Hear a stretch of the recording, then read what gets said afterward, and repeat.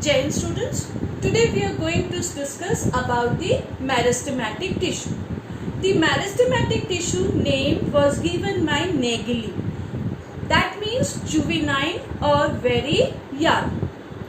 So we are very familiar with that the plant tissue are basically of two types. The dividing tissue or the meristematic tissue, which have the cells that have the ability to divide.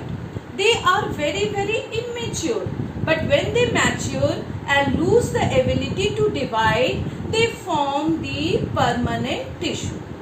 So today we are going to talk about this unique dividing tissue which is only found in the plants. As they are dividing tissue, they are found in the certain region of the plants only, where they provide the growth for the plant. Depending upon the regions where they are found, they are of three types: apical meristem, lateral meristem and intercalary meristem. Let us talk about the apical meristem. This apical meristem is placed at the apex, as the name suggests, apex or tip. So it is found at the tip of the root or the stems, where lots of growth takes place. This helps to increase the length of the stem and the roots. Now, as you have seen in the activity of onion bulb, that if we cut the tip of the root and stem, that is the apical meristem, which gets removed, so the growth stops at that point. The other branches can come out from other places and increase the length, but not from that part of the plant. So, apical meristem is present on the growing tips of the roots and stems, and it increases the length of the root and stems. Now, let us talk about the lateral meristem. This meristem is placed along the longitudinal axis of the plant.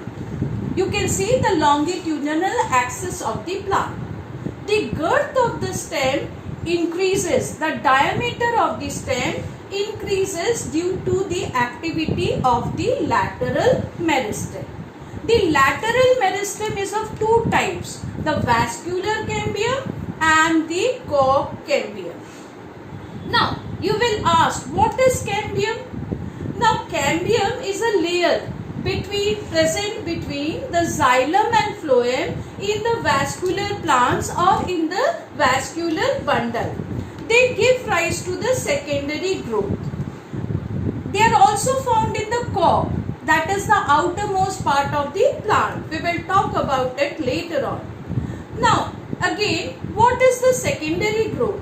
The secondary growth is that the lateral meristem has the ability to grow again and increase the girth of the plant rather than the length, which is the primary growth. We find the primary growth in the apical meristem and in the intercalary meristem, but we find the secondary growth in the lateral meristem.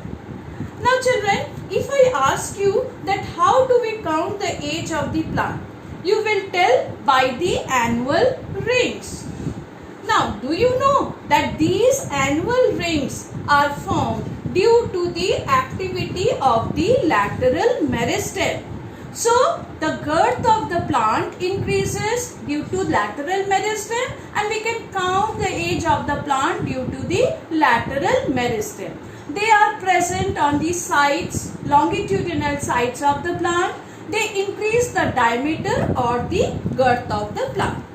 The third type of meristematic tissue is the intercalary meristem. Now this intercalary meristem is present in the base of the nodes and the internodes. Now the question again, what are nodes and internodes? All of us have eaten sugarcane. Now when you eat sugarcane, some parts are very soft, but some parts you have to put lots of strength for breaking it. Those parts which are very hard, they are the nodes, and in between the two nodes the place is known as internode. Now in the internode there are places where it can give again the primary growth. So those places helps the plant to increase in the length. So where is the intercalary meristem present? It is present at the base of the node and internode. And what does it do? It helps in the elongation of the plants, elongation of the grasses, etc.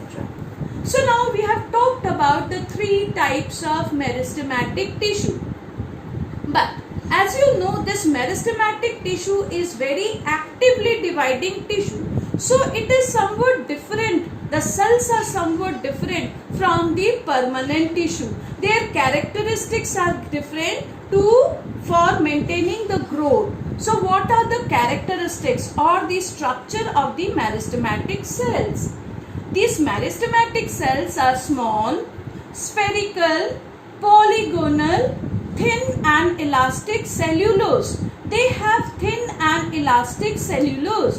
What is the reason? Because if the cellulose becomes very hard and thick, it will create a problem while dividing, and the meristematic tissue has to divide very fast.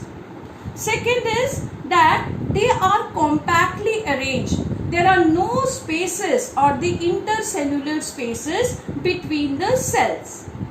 Third, we can say that it has more cytoplasm. Now what is the need of cytoplasm? They are actively dividing cells, so they need more cytoplasm.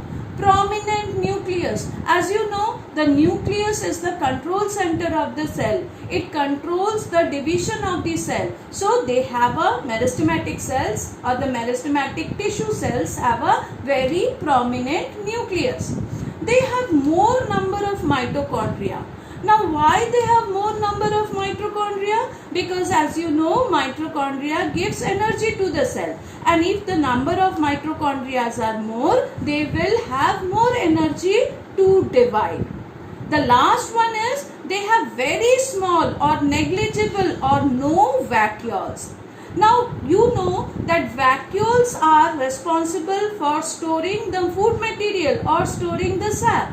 Now meristematic cells are the dividing cells. They don't need to store the things. So they do not have the vacuoles, or even if they have, they are very small or negligible. So meristematic, we say that meristematic tissue cells doesn't have the vacuoles. The reason is they do not need to store something, and they are very, very actively dividing cells. So this is all for the structure and the types of the meristematic tissue. Hope you have understood it, children. Thank you.